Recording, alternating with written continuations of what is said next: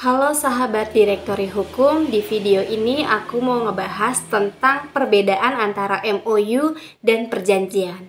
Dalam dunia bisnis, MOU dan perjanjian ini merupakan hal yang sering ditemui, tetapi masih banyak yang menganggap bahwa keduanya itu sama.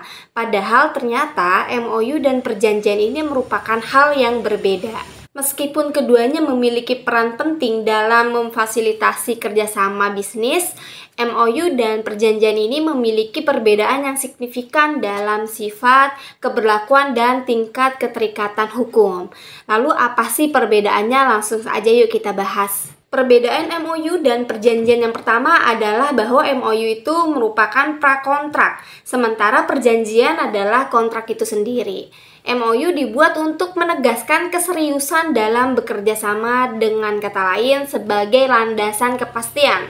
Akan tetapi, apabila sebelum perjanjian ada pihak yang menarik diri dan tidak ingin menandatangani perjanjian, tentu dibolehkan saja. Sedangkan perjanjian menyepakati banyak hal di dalamnya. Jika sudah menandatangani perjanjian, berarti para pihak itu sudah siap untuk memenuhi semua isi dari perjanjian. Apabila ingin menarik diri, tentu tidak semudah seperti MOU. Perbedaan yang kedua, biasanya MOU itu merupakan perjanjian prakontrak yang menandakan akan adanya kesepakatan berupa perjanjian itu sendiri. Segala hal yang mengatur tentang kesepakatan kerjasama akan diatur lebih spesifik di dalam perjanjian nantinya. Oleh karena itu, pihak-pihak yang ada di dalam MOU belum dapat menuntut satu sama lain untuk memenuhi kesepakatan dalam kerjasama, karena masih akan diatur di dalam perjanjian. Berbeda dengan perjanjian, apabila ada pihak yang tidak melaksanakan kewajibannya, maka pihak lain dapat menuntut. Kemudian perbedaan yang ketiga itu terlihat di dalam tingkat kerumitannya. MOU itu biasanya bersifat sederhana dan tidak rumit karena masih bersifat rencana. Isinya sangat umum dan luas. Sedangkan perjanjian memuat hal yang spesifik atau detail terkait kerjasama atau transaksi yang telah disepakati.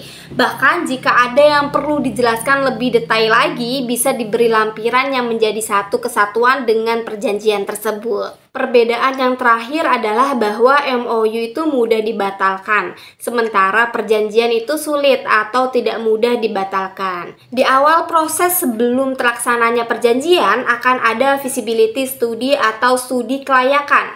Tujuannya itu untuk meninjau kemampuan dua belah pihak yang akan terkait pada perjanjian, agar tidak adanya pembatalan di tengah berlangsungnya perjanjian itu sendiri.